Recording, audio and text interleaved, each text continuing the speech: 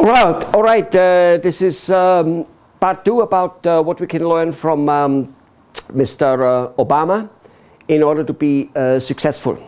Mr. Obama has definitely proven that he has been running one of the best political campaigns ever. So I'm going to mainly talk now in this part about the marketing steps needed, since, as you probably well know, I believe that marketing is what makes things happening. If you do not make your product, your service, yourself, whatever it might be, usually all of the above, well known, the truth is you can be curing people from all illnesses in the world and nobody will know if you do not tell them. How do you think Mr. Jesus Christ got his message out? He went out there and he was an excellent and super excellent marketing person with, of course, a good message, with, of course, a good way of doing things, and with a tremendous amount of charisma, as we can imagine, as did and is Mr. Obama. Has as well charisma and a good message and all that type of stuff. So, number 1, okay, experience is not what it is cracked up to be. Your experience cannot be evaluated by people, whether you're a good doctor or a good car mechanic. That cannot be evaluated. Mr. Obama has been accused of being a bad, a less experienced person compared to the opponents all the time. And apparently, as you can see, it didn't matter. You know, the talk about experience, hitting the ground running doesn't actually work. All right, so that's number 1. Realize that, especially you people like doctors, dentists who have lots of diplomas and who believe that you do a very good job. Nobody says you don't. The people cannot evaluate. They evaluate you as a person, as a human being, and that's all there is to it. Number 2, you got to collect a mailing list. By mailing list, I mean you got to collect basically the name, phone number, fax number, address, whatever it might be, email address of particular people. Advertising large on television, radio, and newspapers has some value, but not all that much.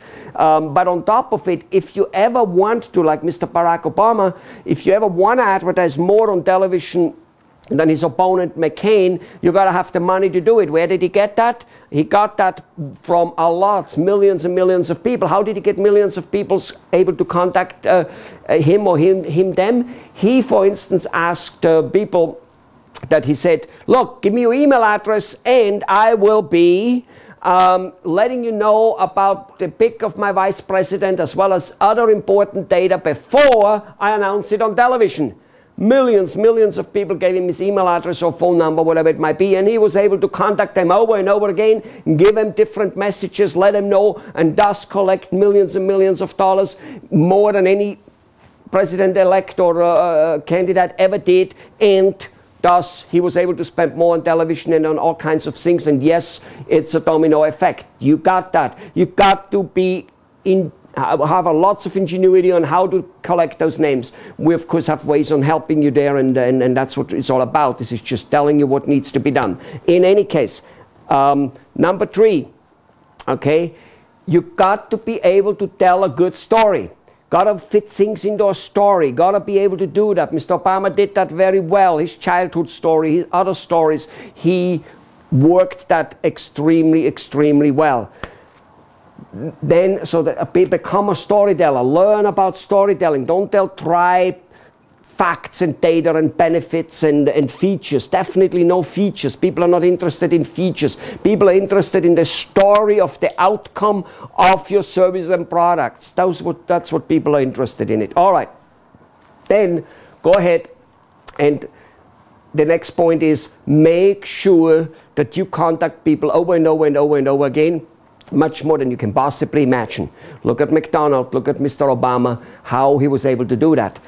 I'm sure he emailed the people who gave him the email address many times. And I'm very sure he emailed them different activities, different stories, different what is happening, what is currently going on, what he's currently planning, what he's currently doing, what he's currently thinking about a particular activity. You can do that. You can write emails, letters, and make phone calls, automated phone calls, all kinds of ways to people where you tell them a little bit of what you think. Even if you're dentist, you can tell them what you think about growing flowers. It wouldn't really matter, but you can tell them about how to stay healthy overall, not just in your dental health, even though that you can do also. But you got to think outside the box and let people know about lots of things. When you do that, when you start thinking and giving value to people, that's really what this is all about. Give value to people as you contact them. Don't just contact them to ask them for what you want, money or this or that, service, whatever it may be.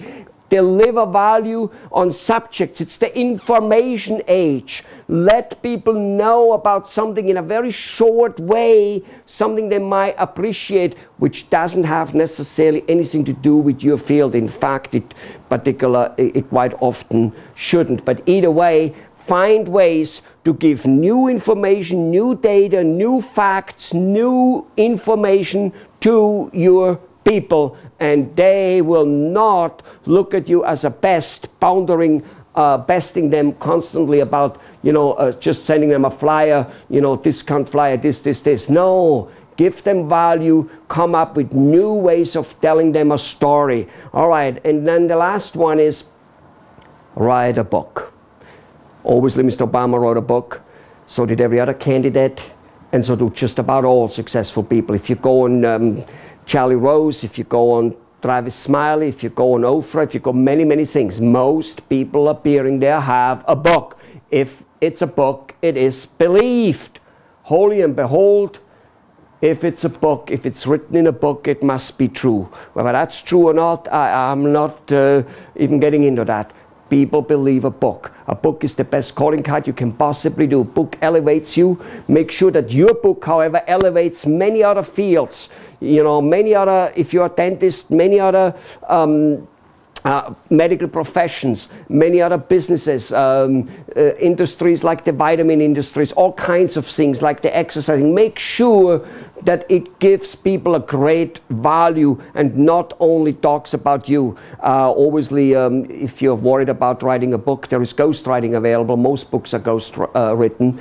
Either way, that's some of the stuff you can learn from Barack Obama, and there's of course a lot more to it. This is just supposed to be a small video to show you how this incredible man used to get into the biggest office into the world, the biggest job into the world. And trust me, if those things work for him, if you just take a little initiative on learning what a person like him does, including what I said in part 1, please, if you haven't listened to it, including what I said in part 1 about how to imagine things, if you go ahead and do that, if you just get a little bit into of what made this man successful, you can fill your business like there is no tomorrow.